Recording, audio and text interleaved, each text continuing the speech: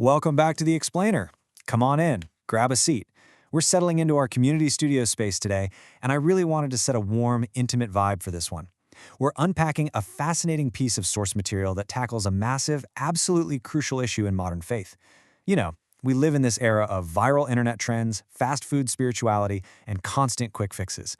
But the author of today's text is essentially inviting us to take a massive step back from all that noise. We're taking a hard look at what authentic spiritual transformation actually means. We're going to explore why chasing those temporary online spiritual high fives might actually be completely distracting you from the real internal power you're searching for. Okay, let's dive into this. I reject. This bold statement, complete with a massive red stop sign, is exactly how the author recently reacted to a viral Facebook post. You might have seen posts like this floating around. This one was asking people to decree and accept that a magical destiny helper was going to locate them by the end of the month. Right? The author's response was just immediate rejection. And listen, it wasn't out of cynicism. It was rooted in this deep understanding that the true source of help doesn't work on a monthly subscription model or some limited time promotional offer. Section 1. Redefining the Comforter. Let's jump into the core of the text here. To really get this, we have to look at the Greek term parakletos. It translates to the true comforter, the Holy Spirit. The source material is completely adamant about this. The Holy Spirit is not an Amazon package waiting to be delivered by a human on a specific calendar date. He hasn't been sent to you just because of an arbitrary internet deadline. The reality is, the moment you accept Jesus, the Holy Spirit moves in right then and there. There are no extra hoops to jump through, no VIP waiting lists, no scheduled deliveries. He is an ever-present force. He's been in the building with you this whole time. Now, what's really interesting about this is how the author uses diverse scriptural traditions to ground this exact point. We've got the King James Version of John 14:26 on one side, and the Ethiopian Bible version from the 81-book canon on the other. And guess what? Both versions universally agree on the role of the Comforter. He is sent to teach you everything and remind you of everything spoken. He is an internal teacher. This brilliantly shows us that across totally different historical texts, the Holy Spirit's role isn't to be this sudden external destiny helper dropping out of the sky at the end of the month, but a continuous, guiding presence right from within you. And because of that continuous internal presence, the author issues a very direct challenge to the community. Time to get off the spiritual milk. Yeah, it's pretty blunt. If you are still looking for shortcuts online, it's time to grow up. To truly manifest the power of the Parakletos, you've got to be willing to undergo a deeply personal internal cleansing process. It is entirely about letting the Word do the hard work of changing you from the inside out, instead of constantly waiting around for an external quick fix. Section 2. Done with religious theater. Let's keep moving and look at what happens when we prioritize performance over presence. The author shares this incredibly vulnerable quote regarding an early experience at Bethany Church. They were exposed to these really intense rituals, like the laying on of hands, where leaders would basically try to force a physical reaction.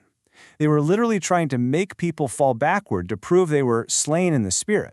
The author admits, "I conformed for a minute because I didn't know any better. But once they deeply engaged with the Word for themselves, they realized it was all just performance art. God isn't trying to physically push you over in front of a crowd. He is trying to internally renew you."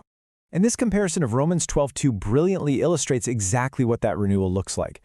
The King James Version talks about being transformed by the renewing of your mind, but the Ethiopian Bible version adds this absolutely beautiful layer, translating it as the renewing of your heart and your mind. God desires to completely rewire you from the inside. This totally eliminates the need for a physical, spiritual push from someone else to prove your faith is real. True transformation is internal. It is never a theatrical display for the crowd. Section 3. The empty house warning. The author brings up a critical scriptural warning here that we really need to pay attention to. This breaks down the warning found in Matthew 12:43 through 45. It's this three-step cycle of what happens when you try to fix your life without anchoring it to the right spiritual presence. Step 1, you clean house. You remove your bad behavior, which is great, right? But step 2 is where the massive danger lies. You leave the space empty. And because of that, step 3 becomes completely inevitable. You become incredibly vulnerable to old destructive patterns returning. Just sweeping out your demons isn't enough. You actually have to let the active, living presence of the Holy Spirit take up residence as the king of that house. I want us to just slow down the pacing for a second here. Get comfortable and think about this really crucial question. What happens when every single human support system fails? What happens when you reach out, when you hit rock bottom and the lines are just dead? The author shares a deeply vulnerable, intimate experience of stepping into a toxic, incredibly heavy season where literally nobody answered the call. Section 4. Real growth and transformation. Let's look at what comes out of that absolute silence. This quote is just so visceral. I was on the floor, absolutely heartbroken, stripped of every false comfort and expectation. The author explains that those human support systems didn't fail out of malice. Actually, Jesus intentionally cleared that space. He removed every earthly distraction, so the author had absolutely no choice but to lean solely on the Holy Spirit.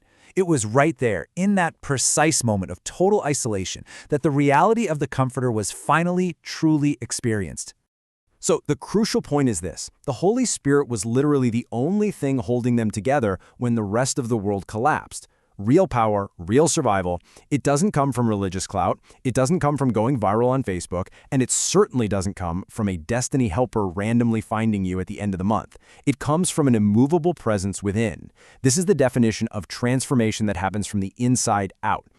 As we pull all of these threads together, we can really juxtapose these two entirely different mindsets. On one side, we have presence, the Parakletos. It's steady, it's already there, and its power manifests entirely through your surrender. On the other side, we have performance. This is exactly what those viral internet posts push. It's all about chasing deadlines, answering to arbitrary calendars, and putting on an outward show. The author is urging our whole community, to stop performing for the timeline. Stop waiting for some end-of-the-month magic trick and start allowing the Word to do the quiet, real work of cleansing your heart. Which leaves us with this final, really provocative thought. Are you ready to stop chasing deadlines and finally let the King occupy your home? This explainer isn't just about debunking a silly internet trend. It is a genuine invitation to spiritual authenticity. It's a call to do the quiet, internal work that truly transforms your heart and your mind. I really hope this breakdown has helped you see the profound difference between a temporary show and a permanent presence. Thank you so much for joining me in the studio today, and I'll catch you on the next explainer.